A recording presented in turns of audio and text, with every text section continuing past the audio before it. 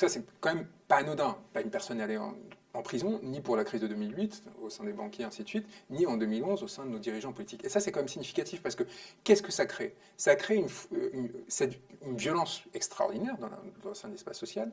Et si vous n'avez pas de purgation possible de cette violence, c'est-à-dire si vous ne pouvez pas retourner cette violence contre les personnes qui l'ont causée, donc contre les dirigeants, soit par le vote, sanction, soit ainsi de suite, parce qu'il n'y a aucune offre politique qui vous permette de les remettre en question, eh bien vous retournez cette violence contre vous-même. Et vous vous autodétruisez. Et vous créez en fait non seulement une misère sociale directement du fait de la crise, mais une forme de haine de soi et de destruction de l'espace politique et social extraordinaire, parce que ça provoque des suicides, ainsi de suite, parce que vous ne pouvez pas attribuer la cause de votre souffrance à une entité extérieure. Vous devenez responsable, ce qui est le rêve des néolibéraux d'ailleurs, vous devenez responsable de votre échec, alors qu'en fait vous êtes fait licencier parce qu'il y a eu toute une série de faillites, parce que les politiques économiques qui avaient été adoptées n'étaient pas les bonnes, et du coup votre femme vous a quitté parce que votre salaire, enfin, ou l'inverse, ou votre copain vous a quitté parce que votre salaire stagnait, et ainsi de suite. Tout ça, en fait, n'est pas politisé, parce que par ailleurs il est complètement invisibilisé par l'espace médiatique.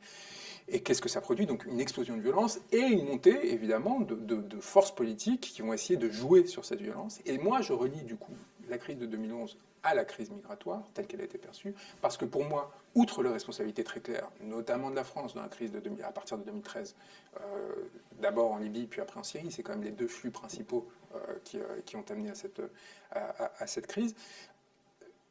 Comment ils font pour compenser leur impuissance sur la question migratoire et de façon générale sur le rapport aux frontières, etc.